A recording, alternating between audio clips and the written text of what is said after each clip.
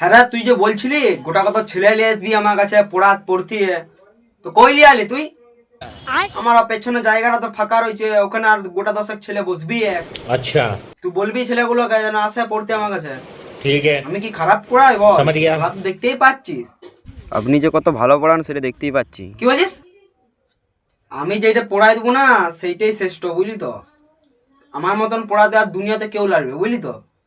তুই ওদেরকে বলবি যে অঙ্ক মাস্টার খুব ভালো পড়ায়, যদি না আসে তাহলে আমাকে বলবি, আমি 4টা গাড়ি নিয়ে আবার তুলে নিয়ে আসবো ওদিকে। ও আমার কাছেই পড়তে হবে, আমার পেছনের জায়গাটা ফাঁকা থাকবে নাকি তা বলে? আমার পুরো ঘরটা ভর্তি রাখতে হবে, বুঝলি তো? সে গোয়াল ঘরে যেমন গরুতে ভর্তি থাকে, সেরকম আমার গোয়াল ঘরটা তো ছেলেতে ভর্তি থাকে। इतने तेजस्वी लोग हैं हमारे पास। তার মানে আমরা গরু? মানে তোরা গরু লোস, তোরা মানুষই বটিস, ওটা বলছি এমনি। বলবি ওদিকে, বুঝলি তো?